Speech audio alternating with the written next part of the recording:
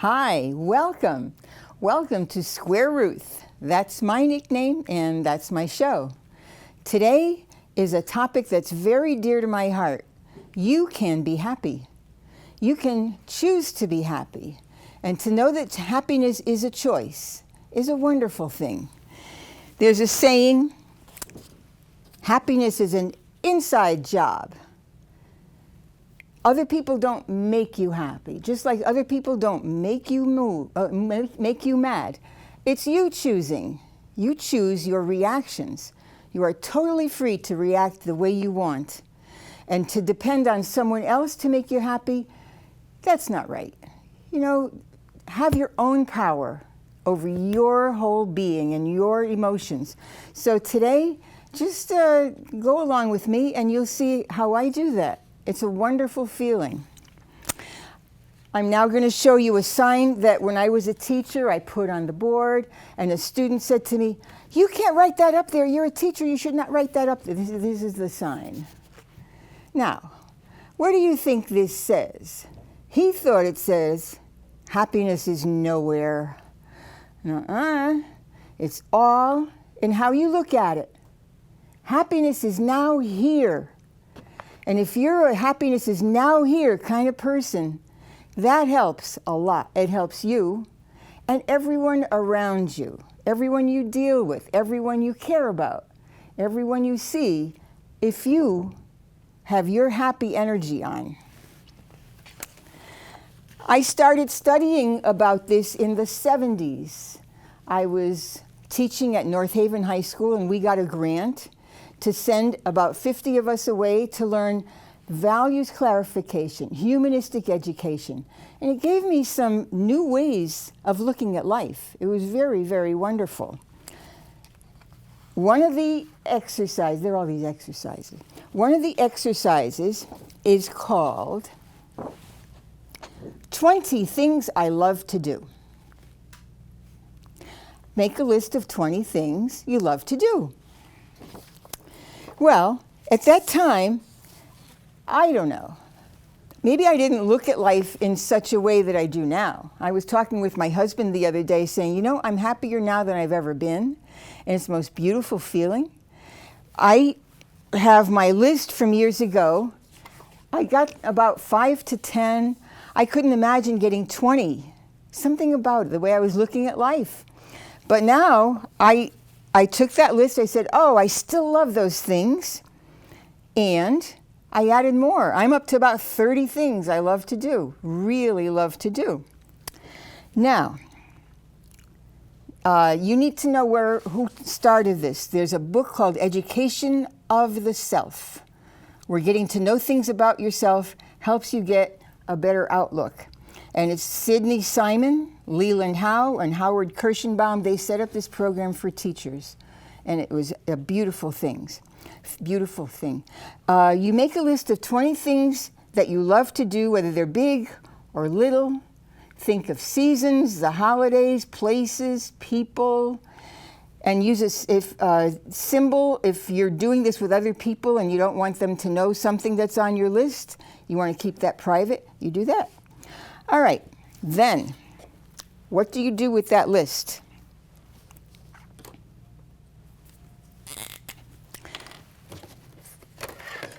While you're listening to this, see if you can get yourself a piece of paper and start listing things you love to do. Write down an A next to whatever you do that you do alone. Write down P if it's something you do with other people. Some of these will be both. You do alone or with other people. You do an SP if it's something you do on the spur of the moment, spontaneously. Or you put a PL if you have to plan ahead to do it. Write down the word new if it's something that is new to you in the past 5 years. Put a dollar sign if it costs more than $20 every time you do it. Now, when I learned this, it was if it costs you more than $5 every time you do it. But that was in the 1970s, so we've had a little inflation. Put an M if your mother would have it on her list of 20 things she would love to do. And F, if your father would have it on his list. And R, if it's risky, you're taking chances, you can get in trouble or have tough things happen if you do this. Yeah. J, if it relates to your job or your career. And a name, if it's on the list of someone special. For mine, I put an H for my hubby. So I took my list, which I'm going to read to you right now, and I went through it.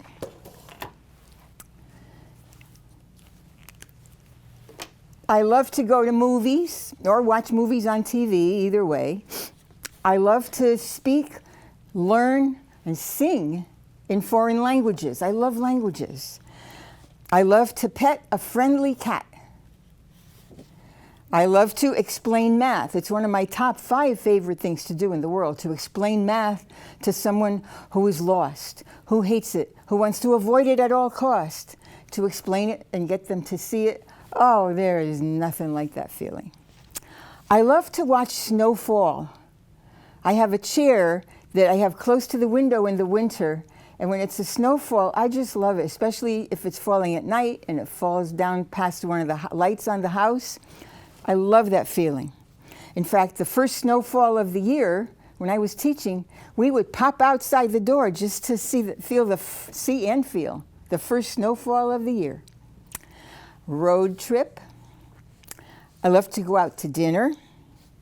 I love to brainstorm, like all the uses for a paper clip, or the uses for a brick, or a coat hanger.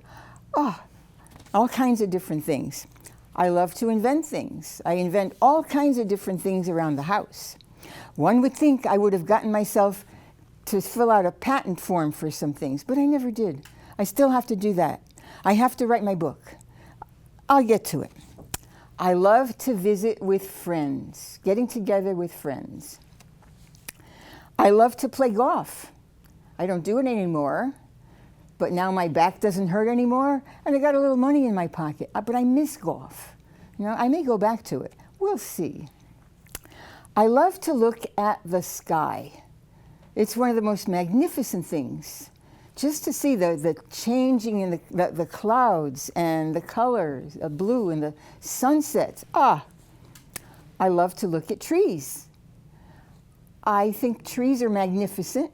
And when I learned about fractals and chaos theory and how you can see the mathematical fractal shapes of the trees, especially in the winter when there are no leaves, you get to see the shapes. It's beautiful. I love to look at bridges. Bridges make me think of calculus.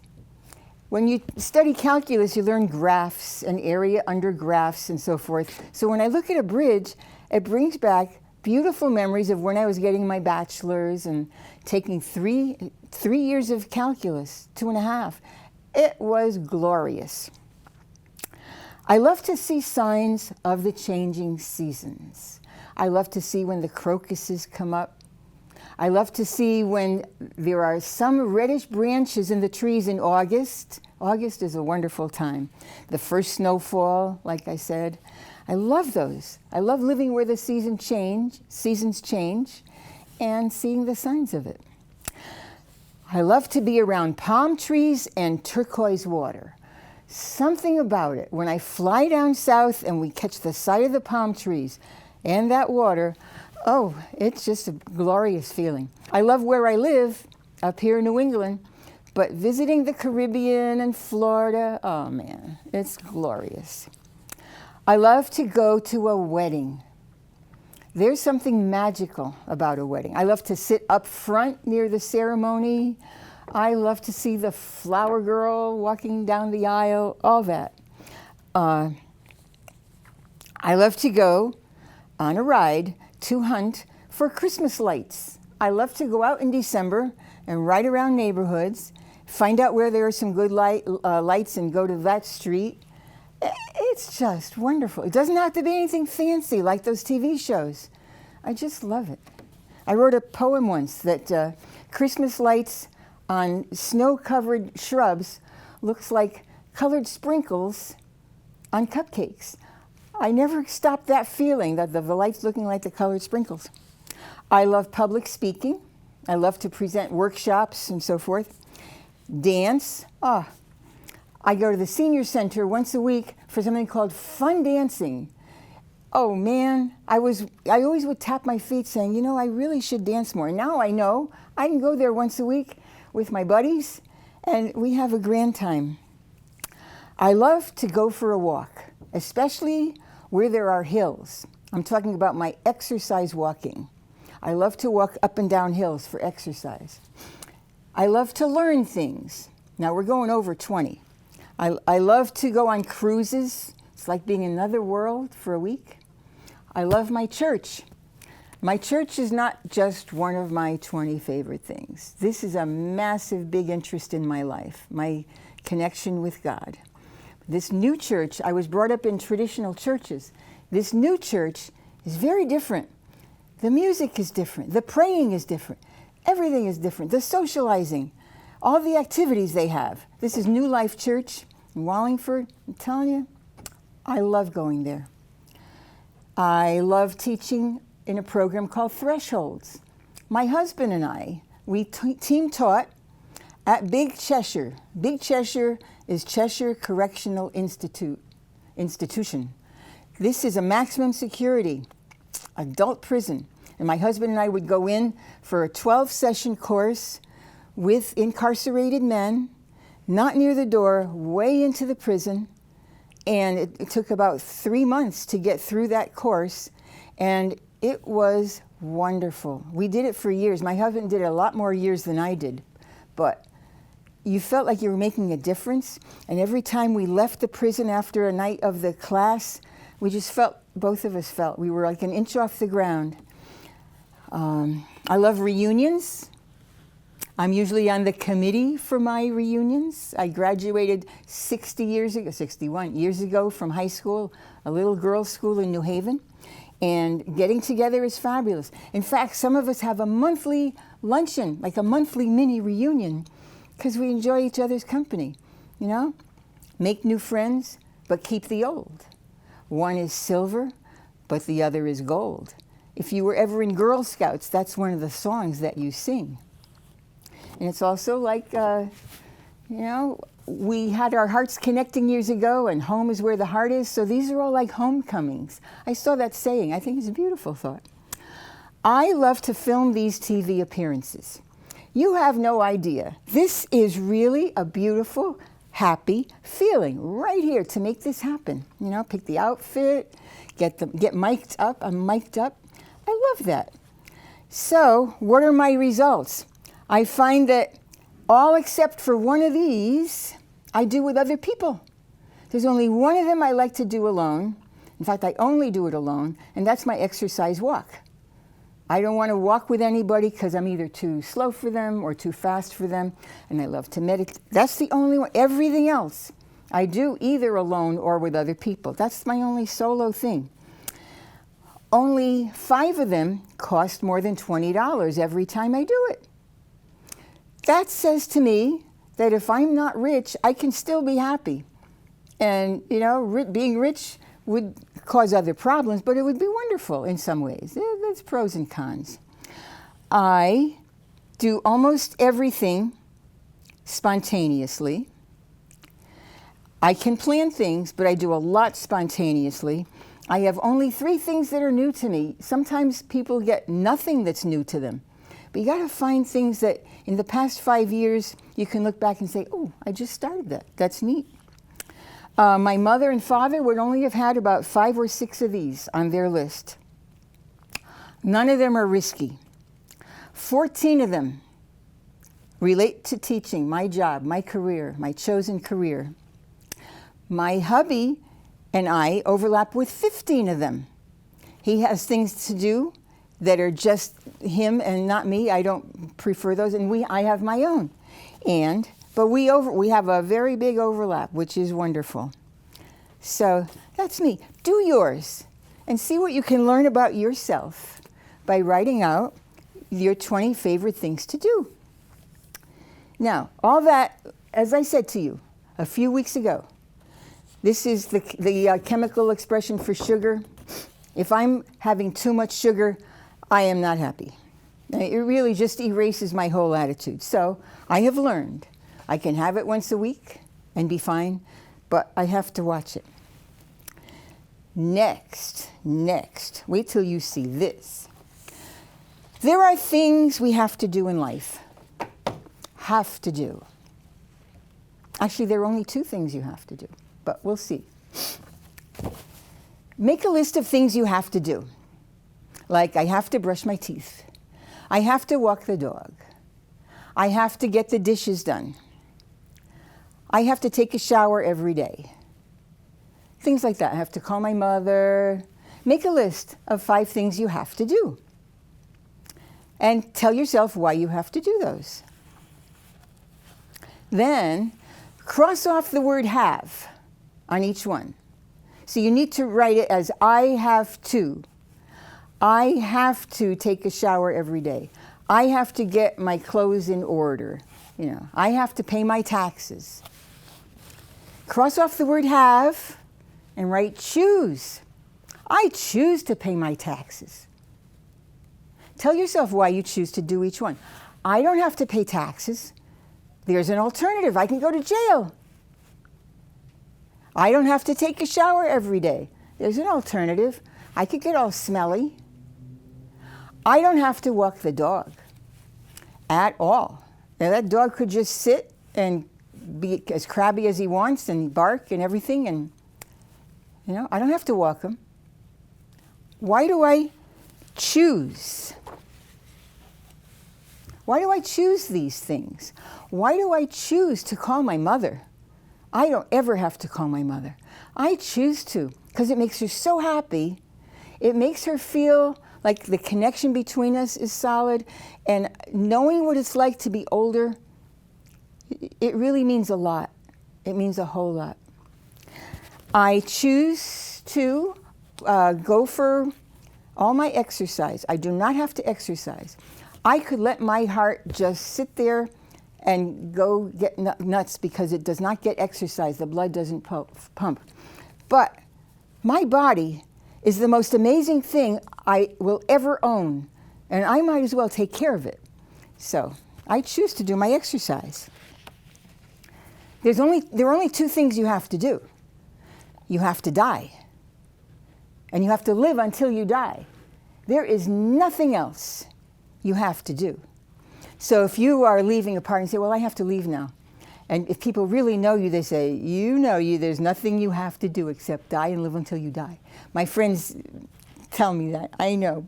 So I casually say, oh, I have to do this, I have to get the groceries. But they know me. Then you cross it off and you say, get to. I get to clean my house. I get to have a house to clean. I get to have a roof over my head. I get to have my child go to school and so forth. I don't have to have my child go to school.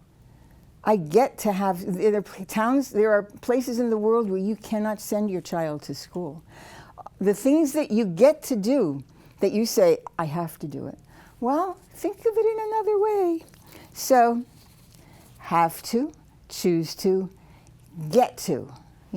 That's a very good thing. I have some books here. I have a collection of a lot of books. Years ago, my husband put up bookcases for me. A huge set of bookcases, this wide, taller than me, 7 of them, all my different topics. It's like a dream. If you have all these different interests, my husband said, you're going to need those bookcases. So he put them up. They're screwed into the wall. They're beautiful. On one of my sections in it, I have a few shelves of books on happiness, on attitude, on positive affirmations.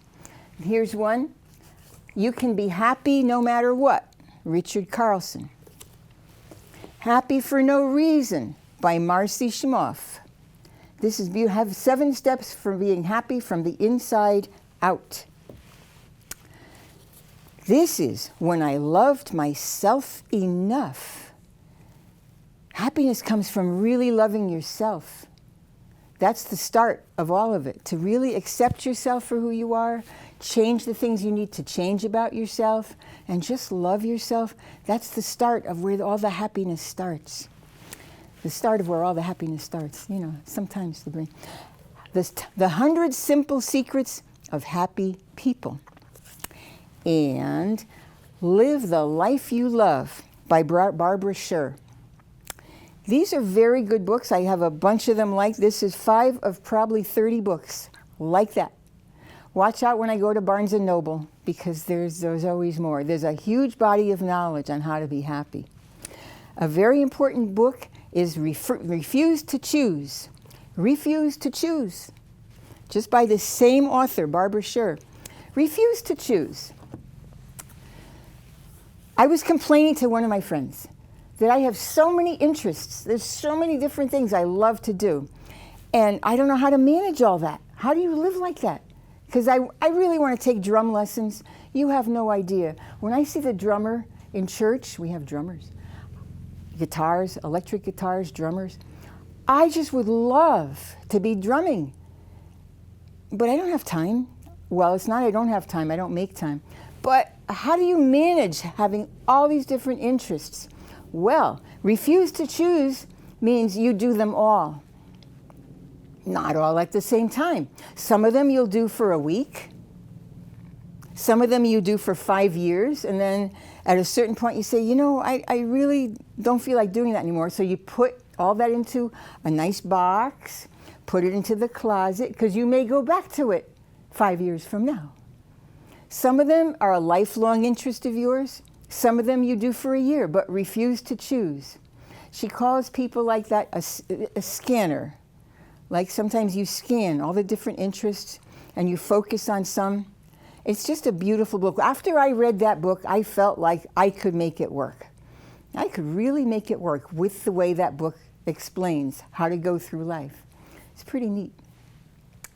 Now, in the past I told you about looking up certain things like NLP, neuro-linguistic programming, and so forth. Now, here's another one for you. EFT. This is worth a computer search. It stands for Emotional Freedom Technique. Emotional Freedom Technique, EFT. That's the formal name for tapping. Oops. It's energy theory, but next time it's supposed to be tapping. You tap along meridians. Anyone who has ever heard of people doing very well with acupuncture, they stick needles in you in certain spots. All these lines of energy in your body, if needles go into certain spots, you can get pain relief, you can get healing. That's related to the energy in your body. That's related to Qi. You know of Tai Chi? This is a whole body of knowledge. Energy is something that is throughout the universe, created to be this way. Our bodies were created with these meridians. And this EFT was developed, no needles, but you do tapping in a certain sequence. Like, for example, when you tap over here, this is the start of the sequence. And it always starts with, even though I'm having all this problem with sugar, I can't stay away from it, I deeply and completely love and accept myself. You're going to hear those words if you Google it. And then you tap here. You can use either 2 hands and go down the 2 left and right meridians, or just 1. It seems like whenever I'm out and there's chocolate, I have no self-control. I don't like being that way. I know what it does to me. And still, I fall into the trap. And then you go, so you're going around the eye, above your lip, below your lip. It's exactly this sequence. And when you Google it, you'll see them all do this sequence. Your collarbone, your rib cage, And then you go back to either one of these, or you can hit your hand like this with a karate chop, and you always end that with, but even though I do that, I deeply and completely love and accept myself. Then you do that same sequence again, and you start thinking, what if? A friend of mine, Lori, and I, we developed the idea of what if with trapping. What if I did this only once a week? What if it's my imagination? What if I can really psych myself up to do better with this? What if I don't really have to worry about that dependent? What if I just stay away from chocolate? And then you do it once more with affirmations. I am in control of what I eat. I am not the victim of the things that I eat. I act right when I go out. And I deeply and completely love and accept myself. If you get into this, you may think, this is crazy. But it's not. This is a big deal. Years ago, in 2014, something happened in Connecticut. Sandy Hook, Newtown. Massive tragedy, sorrow. The children were shot by a crazy person. Someone who was an energy therapist, a team of energy therapists went together to Newtown to teach the parents and the relatives and the classmates this therapy, this EFT, the tapping. Just Google EFT. Just learn more about this.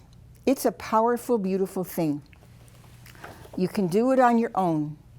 And in the quiet of your room, you will be amazed at the strength you get. Well, that's very close to what I have for you today. I have much more at home. It's a huge body of knowledge. And I'm going to close with something from Thich Nhat Hanh. Thich Nhat Hanh is a great philosopher and empowering person. He does happen to have a lot of H's in his name. But one of his sayings is, when he goes for a walk, he goes for a happiness walk. He says, breathing in, I calm my mind and body. Breathing out, I smile. Breathing in, I calm my mind and body. Breathing out, I smile. You can make your happiness be an inside job for you. Don't depend on anyone else, and don't blame anyone else for your attitude, but make yourself happy. It's so much more wonderful to go through life happy. And I wish that you find that and really enjoy that. I'm so glad you were with me today for this beautiful, beautiful topic.